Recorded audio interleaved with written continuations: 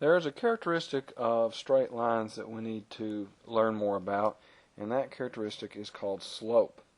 Now, we use the word slope in an algebra setting, but slope is used in other places, and it's not always called slope.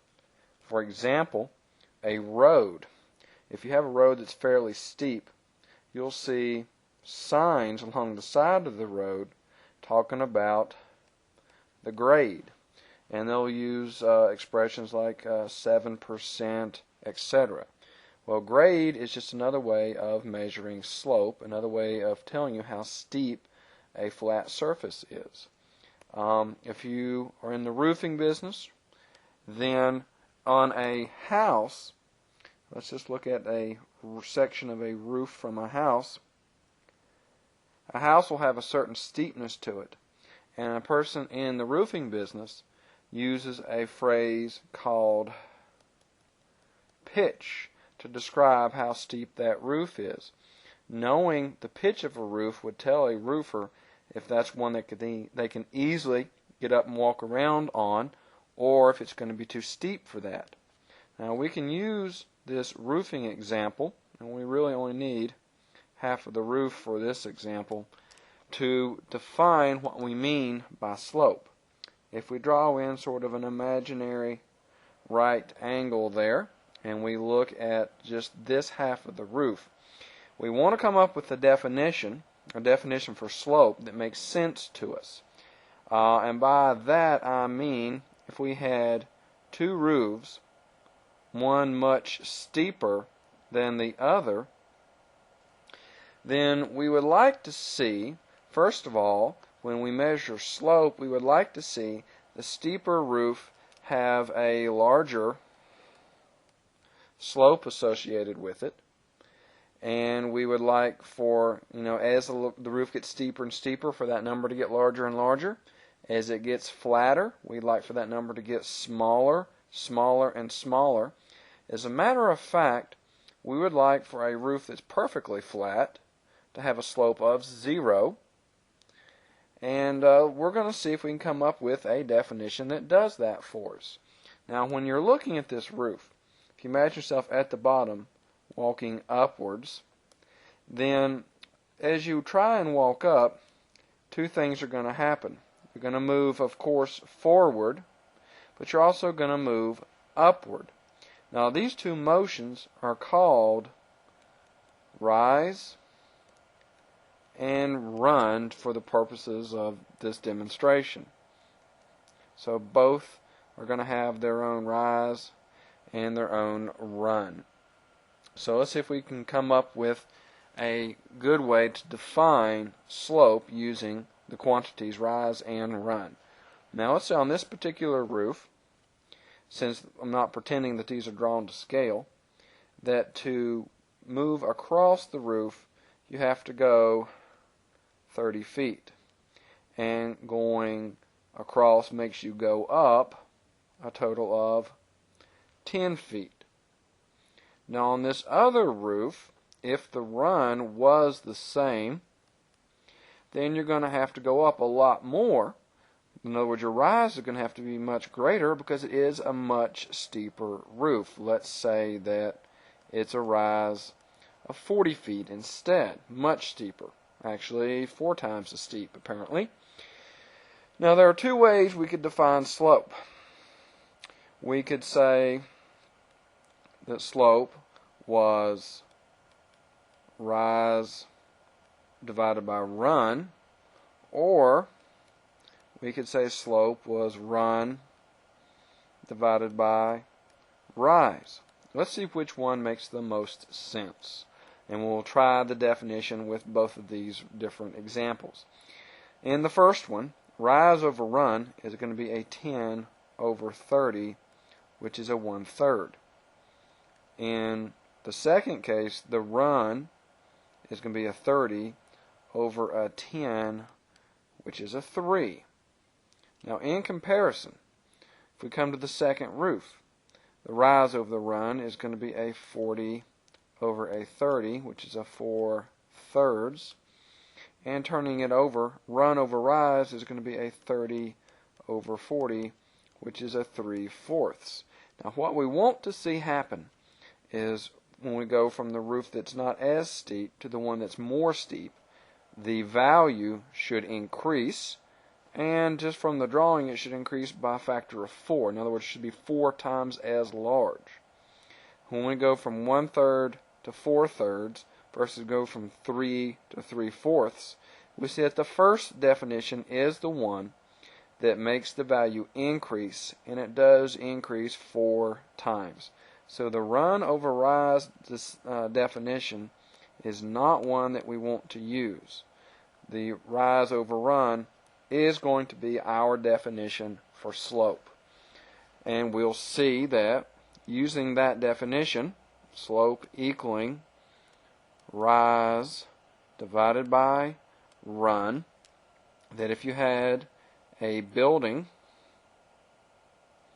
with a perfectly flat roof, that the rise would be 0 divided by however long the building was, say in this example 60 feet.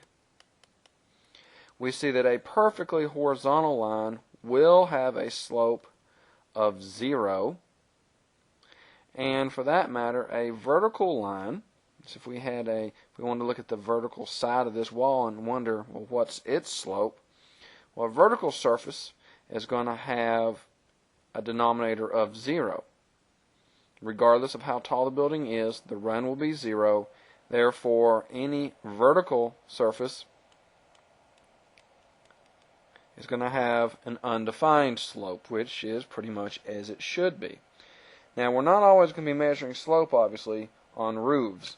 We need to be able to measure slope in an actual graphing type situation.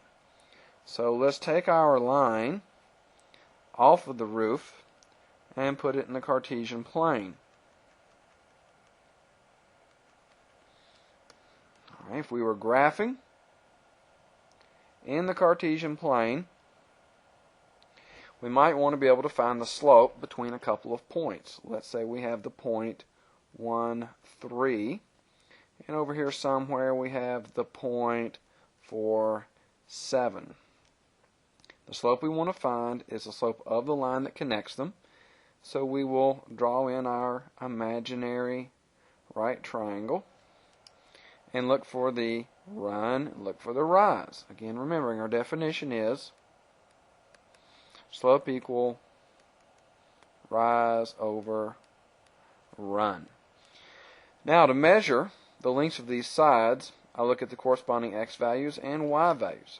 This side is horizontal. In other words, it runs in the same direction as the x-axis. It goes from 1 to 4. We can just imagine, here's the 1, and here's the 4 on the x-axis.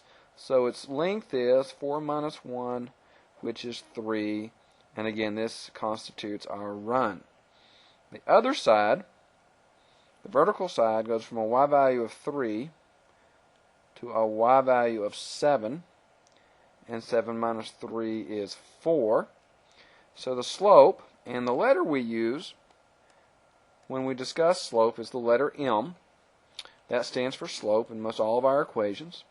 Our slope is going to be a 4/3. So we can easily find the slope of this line just from those 2 points.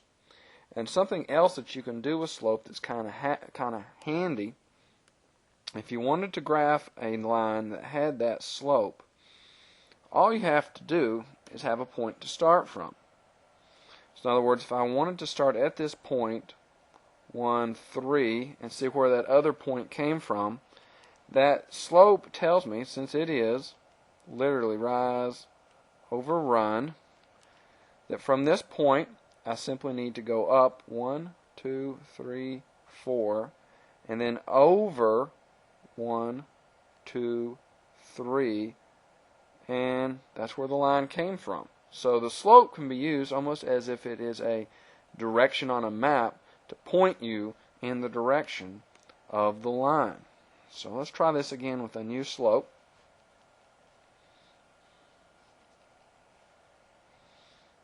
Okay, if I wanted a line to pass through the point 2, 3, and have a slope, say, of 2/3, how hard would it be to draw that line? Well, not very hard. We're going to put some tick marks on our axes so we have something to go by. Starting at the point 2, 3 would put us right here. And the slope of 2/3, the 2 means go up 2, followed by going right 1, 2, 3. Let's see, 1, 2, and 3 would be right here.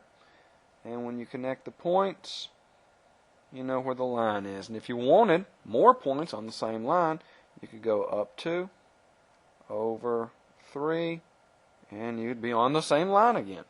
So slope can be used to guide you around from one point on the line to another. Now, we found slope fairly easily there a minute ago, given some numerical values of points. Now, we need to be able to find slope in a more abstract fashion. In other words, be able to find it not necessarily given x and y numerical values, but given a more theoretical type of point. In other words, we want to be able to find the slope between the points x1, y1, and x2, y2 when those x and y values aren't known numerical values. We will come in the same fashion we did before. Draw in our imaginary right triangle. And again, we need to find the lengths of these sides. Now, last time to find the length of this side, I simply subtracted my x values. So that's what I'll do again. Stopping value minus starting value. That will tell us how long this side is. We can do this for the y's as well. And we find a formula, which is going to be the most used formula for a slope. And that formula is rise over run being y2 minus y1 over x2 minus x1. And again, this is going to be our most heavily used formula for slope. And when you use this formula, you have to be very careful with it, watching your positive and negatives. All right. Say you were asked to find the slope of the line between the points -2, 3, and 5, -7. There are negatives here, so we'll have to be very careful. I suggest you label things. Label this x1, y1. Label this as x2, y2. Now, the order doesn't matter which point you call 1 and 1, 2 and 2. But once you've made your choice, you have to stick to it. In other words, if this had been x1, y1 would have to be with it. And that would make the other one point 2 and 2. So be consistent. Otherwise, you shouldn't go wrong. So our slope's going to be, and let me put some parentheses in here because there are negative numbers to be dealt with, y2 minus y1, x2 minus x1. If you have trouble with your sign numbers, make sure you use your calculator. But this is going to give us a -10 over 7. And there's our slope, -10/7. And if you were to plot these points, here's what you would discover. You would discover that slope is doing exactly what we wanted it to do from the very beginning. In other words, a line that runs uphill. When I say uphill, I do mean from left to right along the x-axis, just like you read.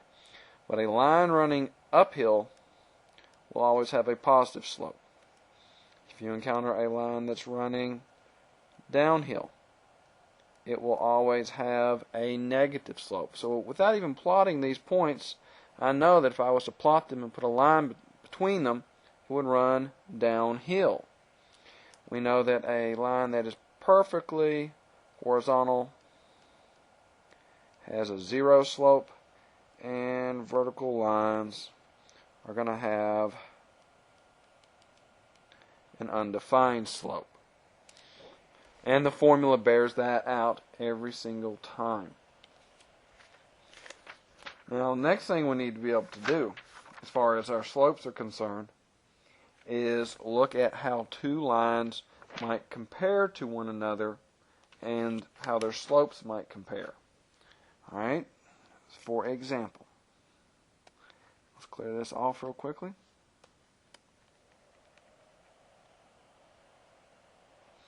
When two lines are drawn in the same plane, then they do not intersect one another, they are called parallel.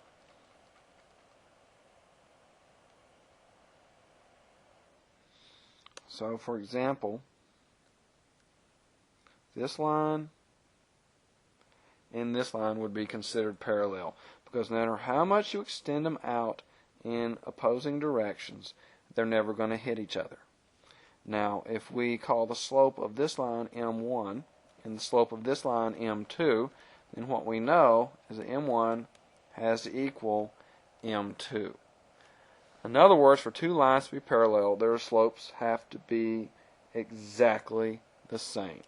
So if this line had a slope of 3/4, for them to be parallel, this would have to have a slope of 3/4. Close doesn't count. They have to be exactly the same. Now, one other situation that can occur is when lines are perpendicular. That means they hit each other at a right angle. If this line had slope M1 and this line had slope M2, then for the lines to be perpendicular, then M1 times M2 would have to equal -1.